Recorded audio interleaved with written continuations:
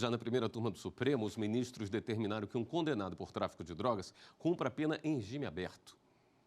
Segundo as investigações, Matheus José da Silva Gomes foi preso em Tupã, no interior de São Paulo, com 52 pedras de crack e 44 gramas de cocaína. Ele foi condenado a 2 anos e meio de prisão por tráfico de drogas. A justiça determinou que a pena fosse cumprida em regime semiaberto. Mas a defesa de Matheus recorreu da sentença, pedindo o regime aberto. O advogado também pedia a redução de pena. Mas o relator, ministro Marco Aurélio, aceitou apenas o regime semiaberto. Não quanto à causa de diminuição da pena, já que há notícia de dedicar-se o paciente de forma habitual ao tráfico. Os outros ministros seguiram o relator. Concedo parcialmente a ordem no sentido de ofício, no sentido da fixação do regime aberto a ser imediatamente cumprido. A primeira turma também analisou o caso de um homem condenado a 12 anos de prisão por estupro de vulnerável. Segundo a denúncia do Ministério Público do Estado de São Paulo, ele teria tocado várias vezes no corpo de uma adolescente que estudava em uma escola onde a esposa do condenado era professora. A defesa alegava ausência de justa causa para a ação penal. Afirma que a única prova é o depoimento da adolescente de 15 anos e que ela não teria deficiência mental que justifique a condenação por estupro de vulnerável. Mas o ministro Marco Aurélio disse que os exames confirmaram que a jovem tem uma limitação intelectual e negou o pedido de habeas corpus. Revelou-se que ela estaria vítima intelectualmente abaixo da média esperada para a faixa etária. Mas o resultado do julgamento ficou para uma próxima sessão. É que o ministro Alexandre de Moraes pediu vista para analisar melhor o caso. E o plenário do Supremo retoma amanhã o julgamento de ações que questionam a prisão após condenação em segunda instância. Sobre essa importante sessão, a gente conversa agora com a consultora jurídica da TV Justiça, Karina Zucolotto.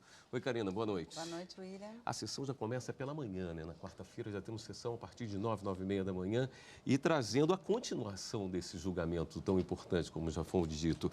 O que pode se esperar dessa continuação amanhã?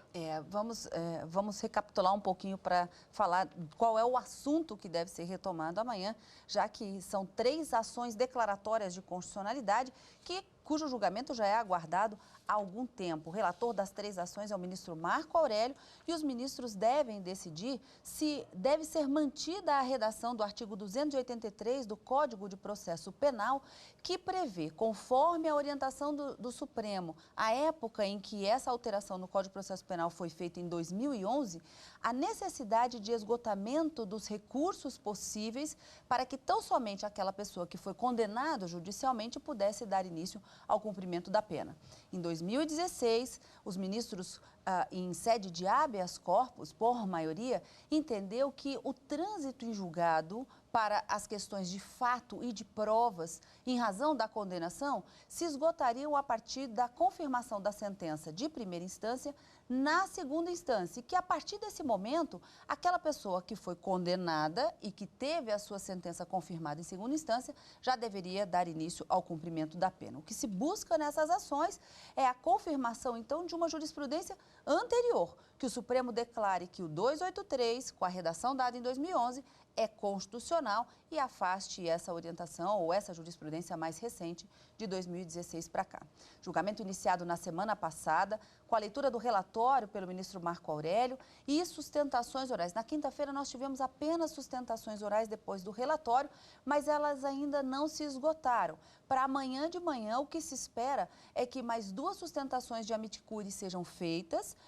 Também deve falar a Advocacia Geral da União e Procuradoria-Geral da República, para tão somente após ministro Marco Aurélio, relator, como eu disse, proferir o seu voto. Quanto tempo deve durar o voto do relator? Teremos que aguardar amanhã o início da sessão plenária para que ele dê uma margem aí de quantas páginas, se haverá a leitura na íntegra de todo o voto, que eu acredito que aconteça. E logo depois do término do voto do ministro Marco Aurélio, que pode adentrar a sessão plenária no período da tarde também, que já está agendada essa sessão plenária para a discussão do tema, passam a votar os demais ministros na ordem do mais recém-chegado à corte. Depois do ministro Marco Aurélio, deve votar ministro Alexandre de Moraes e assim sucessivamente até chegar ao presidente da Suprema Corte. Aguardo você aqui amanhã no Jornal de Justiça para a cobertura desse dia. Com certeza, amanhã à tarde a gente se encontra. Até amanhã, então.